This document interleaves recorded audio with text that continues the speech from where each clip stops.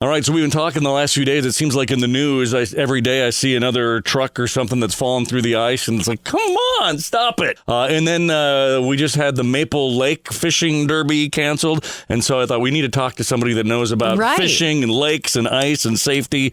And Mike Crowell with Minnesota DNR is here to talk to us this morning. How you doing, Mike? Good. Thanks for having me. So is it just me, or does it seem like this has been happening a lot more just recently in the news? It seems like every day I turn on the TV or something, somebody else is vehicles falling through the ice. Yeah, it's we're about a month behind right now on ice development. So what the ice conditions we're seeing now is typically what we see in December. And so people are, last January I drove out and the ice isn't safe enough for them to do that with the warm weather we've right now. Yeah. So somebody was asking me in the building the other day, we were talking about the fact that we were going to have you in. Is there a fine or something for having your vehicle go through the ice, or?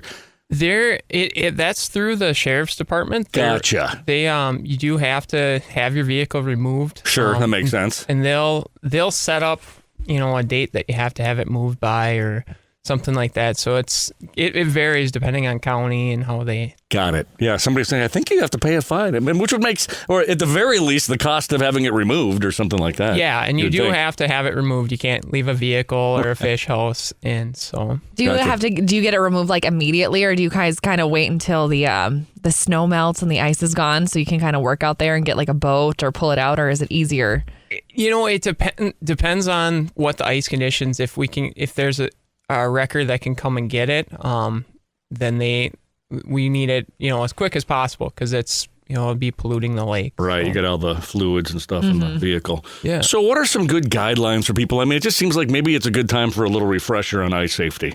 Yeah. There's just remember that ice is never 100% safe. Just because it was safe yesterday doesn't mean it's safe today. Mm-hmm. It's always good to drill test holes and see how thick the ice is.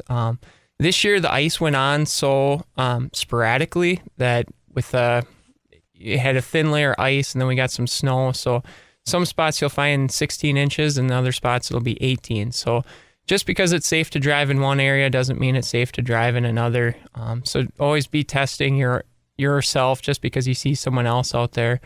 Another thing with houses, we just had an issue recently that, if you pull your house up and leave the holes open, if there's water around, a lot of times that water will keep just melting the ice. And so we actually ended up almost having a house go through just recently because of that. So if you lift your house up off to get it off the ice so it doesn't freeze in, just move it a little ways away from the holes so it